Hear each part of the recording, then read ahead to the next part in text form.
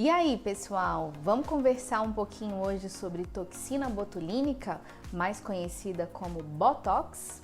Seja muito bem-vindo ao meu canal. Eu sou a doutora Thaisa, médica dermatologista, e hoje vou conversar com vocês aqui sobre os 5 grandes mitos sobre o Botox.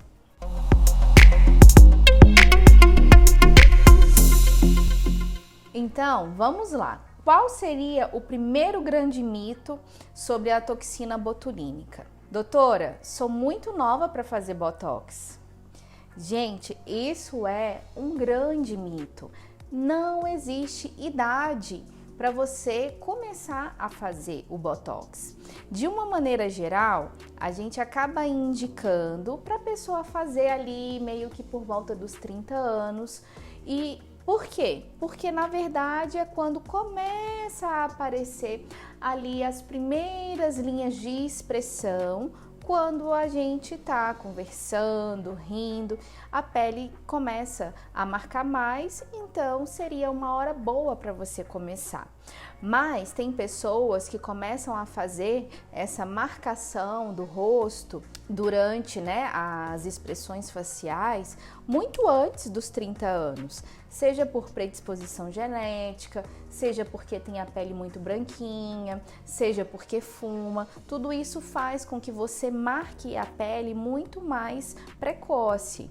Nesse caso, o quanto antes você começar, vai ser o melhor para você prevenir a formação de rugas, de linhas mais marcadas no futuro.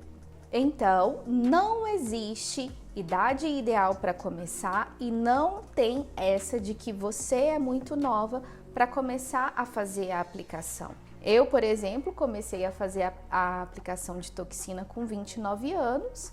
Pode ter parecido cedo, mas eu comecei a fazer muito pensando nessa questão da prevenção de formação de rugas no futuro. Segundo grande mito: doutora, se eu fizer Botox, vou ter que fazer para sempre? Na verdade, vai, se você gostar do efeito da toxina no seu rosto. Se você não gostar, e acredite, tem muitas pessoas que não gostam do efeito que o Botox traz nas feições faciais. Mas se você gostar, você vai acabar sentindo uma necessidade de fazer constante, porque você vai gostar do resultado.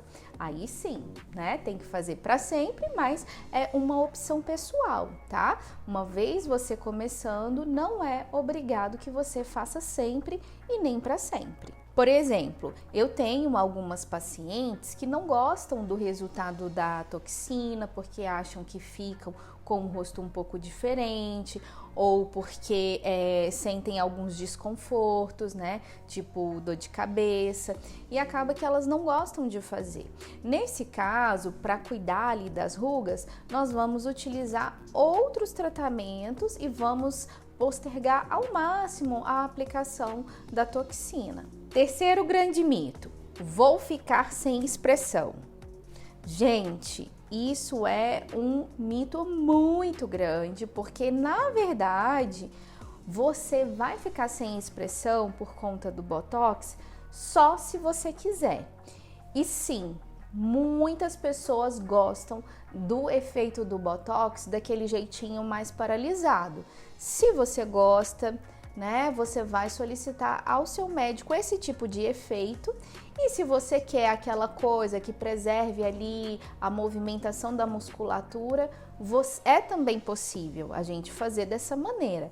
Isso depende da dose aplicada. Então entenda que se você quer um efeito mais paralisado, é possível sim de acontecer, e isso vai muito do gosto do paciente. E se você quer um efeito mais natural, que conserve a movimentação, que conserve até inclusive algumas ruguinhas, sim, é totalmente possível, individualizando a dose que vai ser aplicada. Então, não precisa você se preocupar em relação a essa questão de ficar sem expressão, porque se você transmitir esse receio ao seu médico, ele vai conseguir aplicar para evitar ao máximo esse tipo de efeito. Inclusive, o mais mais bonito do Botox é que você aplique exatamente com o intuito de conservar a expressão facial, que o paciente consiga, né, ter alguma movimentação, a depender da idade sim, que ainda apareçam algumas ruguinhas, porque isso vai trazer naturalidade e beleza ao resultado do procedimento. Quarto grande mito. Quando acabar o efeito, vou ficar com rugas piores do que o que estava antes. Gente, isso jamais vai acontecer.